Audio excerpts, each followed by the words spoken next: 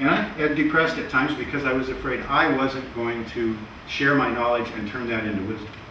And I knew that this weekend, when John was coming back, was an opportunity for me to connect with new people around like-minded ideas and issues, and perhaps be respectful of this. The fact that this is being taped in the moment, this is my coming out party. People have known me for years. I am infamous, but I'm anonymous to the world. And it's more about the information and the stories. And I have stories that I'll put out later on this. But in the simplest form, if you understand that roughly 12,000 years ago or so, when the Pleistocene extinctions happened, there was a global event. And Barbara talks about this in her book, talks about the tilt of the earth. If the earth is upright, you're going to be cold on the poles, but the most of the earth is going to have abundant food all the time. And this is the Garden of Eden. It was, in fact, the hunting and gathering and shepherding aspects of life. And this was what life in balance was about. Breaking the law of one is what led to the garden being tilted, the earth getting tilted. And so we all live on a tilted earth. It's no wonder we're all a little off balance. In understanding this, the first civilization, about 6,000 years ago, then the written languages started to appear. The Jewish Kabbalah, the Egyptian hieroglyphs, Sanskrit in the Hindu stuff, the Chinese. These advanced cultures led the way. And the Sanskrit in the Hindus, the Rig Vedas, the Sri Yukteswar wrote, was the first chance to try and accumulate this. And in the Hindu sense, they say that the path of the householder yogi is the beginning of all economy.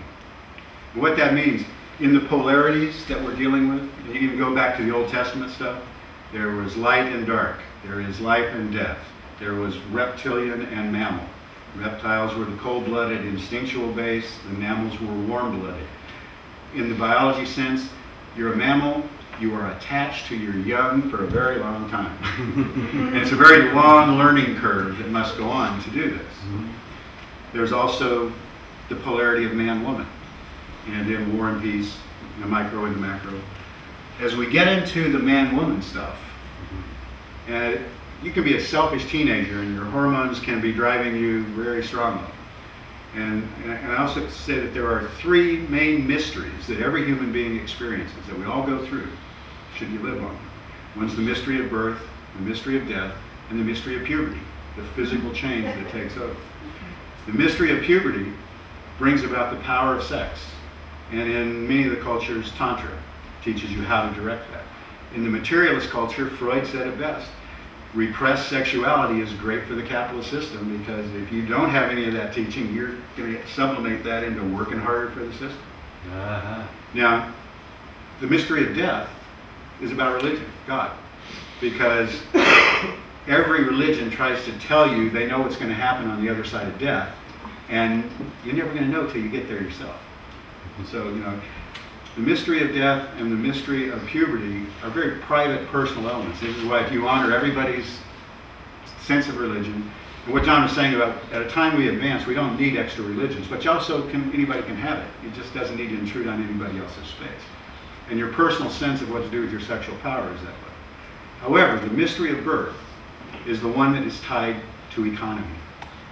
And so the path of the householder yogi teaches unconditional love by having two young, hot characters falling for each other, and all of a sudden they create something that has to take them out of their own selfishness and start providing for their children, the food, the clothing, the shelter.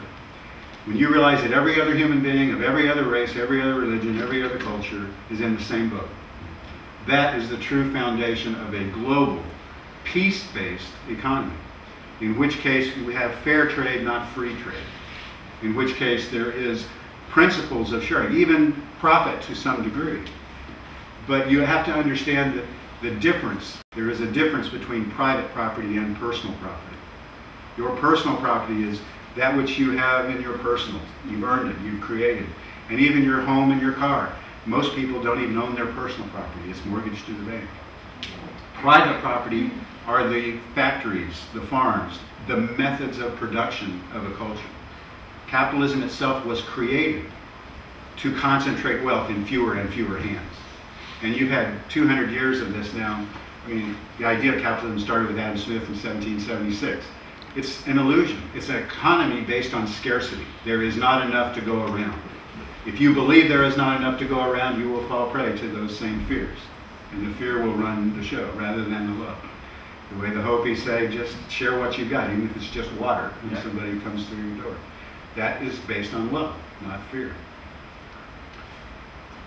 At the collective level, one of the things that 100 years later, then Karl Marx writes about, his scientific analysis of capitalism was true. The enemy of capitalism was not communism, it's monopoly. And you look at the turn of the century, the Standard Oil Company was broken apart because it was too big a monopoly at the time and affecting all that was there. By the end of the 90s, Exxon is the re-merging of those companies that were broken apart 100 years ago. And so you have to look at the oil industry and the war industries and how they have convinced everybody that they are the ones in need. Out of everybody else going down, Exxon's got going up. Now the other thing that they did, and the mention of Tesla earlier was important. At the turn of the century, Tesla was being supported by the robber barons, by the Morgans, the Mellons, the Rockefellers. He had $10 million in research money, and they were letting him go do whatever he needed to do. Until they found out that he was working on pulling free energy from the atmosphere right to the home source, and the same technologies that everybody pays big bucks for the cell phones, free transmission of the human voice worldwide. Believing that if everybody in the world could talk to each other, we would all be able to solve different problems easier. As soon as the money people at B saw he was working on those two issues, they yanked his money back so fast and basically put him under government thumb to do any research. He worked at the Princeton group and the Philadelphia experiment, all these things that are historic that we can talk about another time. But just to show you that 100 years ago, the potential was on the earth for the human race to actually create this global economy based on peace and prosperity. That didn't mean everybody was going to get rich, but that you would be comfortable enough to have a long learning period. Let's say 30 years, that your children are given 30 years of education. There are some things that are in common to the race, and you do learn prescribed things that you build on as a foundation. But then there's so much knowledge. Free will, this is where free will comes into play. Your free will is to pursue your own soul's gift. What is the gift that you are?